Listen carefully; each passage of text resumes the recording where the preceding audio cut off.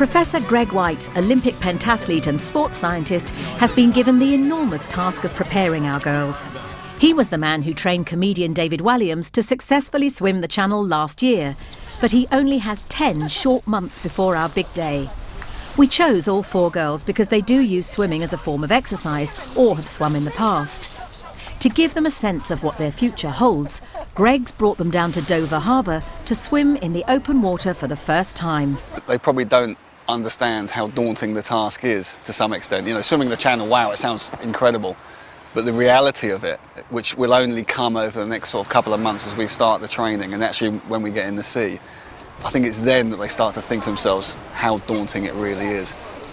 Oh, this is going to be well fab, I'm going to do this.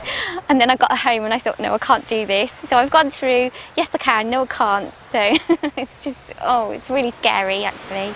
Right, so what we're going to do, guys, is we're going to get in here, we're going to swim out to this hole here in front of us, so it's about 50 metres out.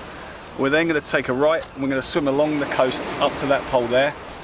I've got to do it for me, I've got to do it for my kids, because my daughter wants to throw chocolate buttons off the side of the ferry for me, and I just think it's one hell of a chance. It will be a big achievement, and at the moment it seems a little bit too big, but as everybody's saying, just little baby steps and take a little bite of the apple at a time, and then hopefully everything will come together at the end. She says hopefully. The size of the challenge is enormous, and you know it's going to take a long time. It's going to be hard slog, but that's okay, you know, that's okay.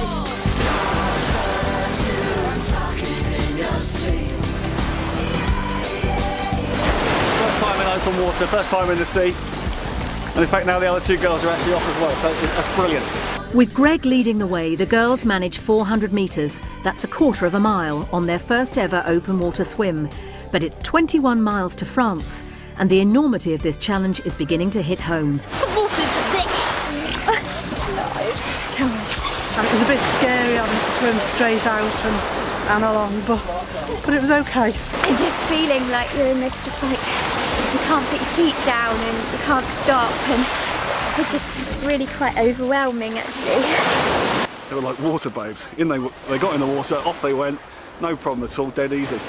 And that, you know, that's a great sign for us, because if you can't swim open water, you can't swim the Channel. To get a full picture of our challengers' fitness levels, Greg has brought the girls to the Olympic Institute laboratory to assess their capabilities. Before he can plan a training programme, he needs to know what he has to work with.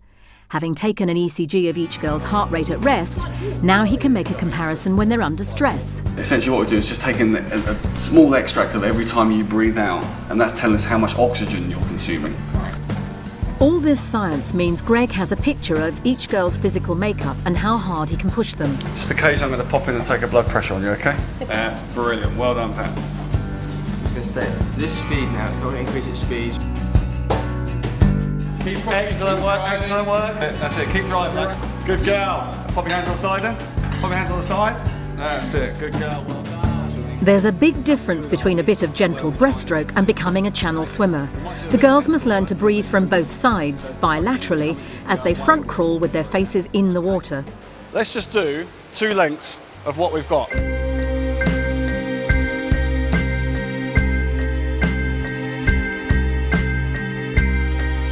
The key thing about the Channel is it's not a race. It's about expending as little energy as possible, going as fast as you can. As you think about it, every time you bring your arm over, you're expending energy. So that means we want the stroke to be as long as it possibly can. 2 more lengths. I want to see some front crawl. We are taking these women beyond where they've ever been before physically. There's absolutely no doubt about that. And one of the things that they have to do is learn that. They have to learn what it's like to push themselves. They have to learn what it's like when you're absolutely fatigued to be able to push through that barrier and continue on.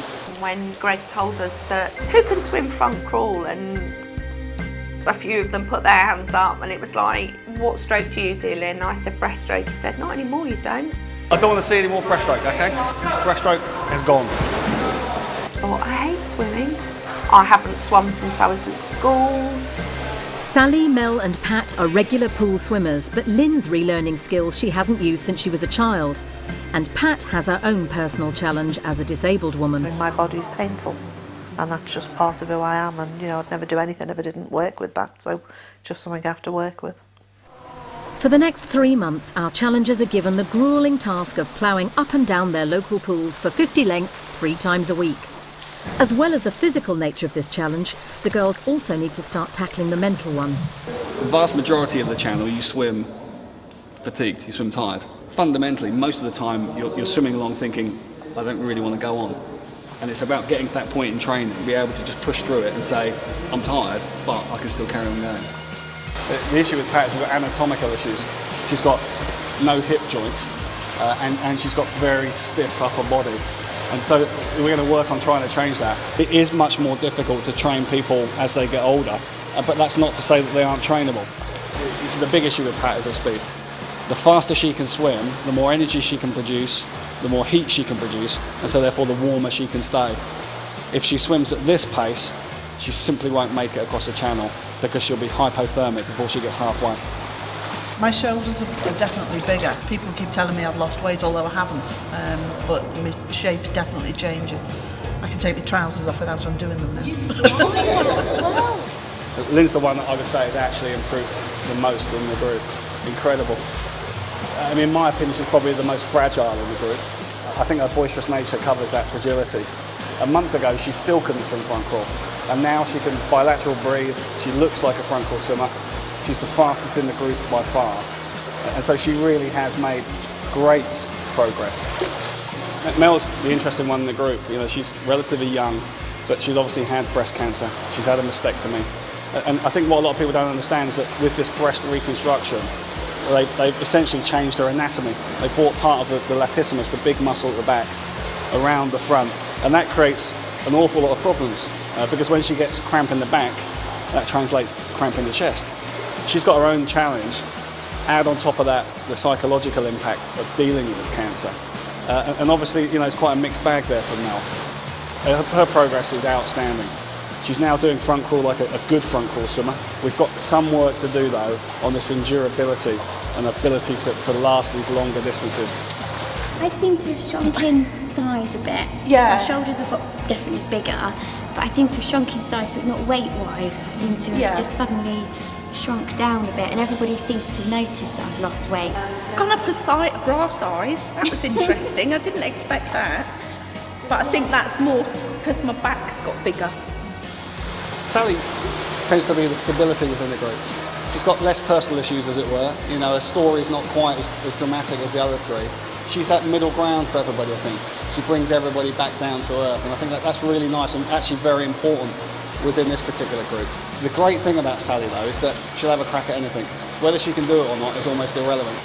People have said to me the same, that I've lost weight, but I don't think I have, though clothes are fitting a bit better. My husband said I've got shoulders like Fatima Whitbread, which is not Sharon Davis, unfortunately. But yeah, I do feel fitter. They've changed their body shape, but they don't think they've lost weight. That's a good sign for me, because I don't want them to lose too much body fat, because it's that body fat that's going to keep them warm. Our challengers have made a positive start, but can they keep up the momentum in the dark days of winter? It's going to take all their grit and determination to even stand a chance of achieving swimming's Everest.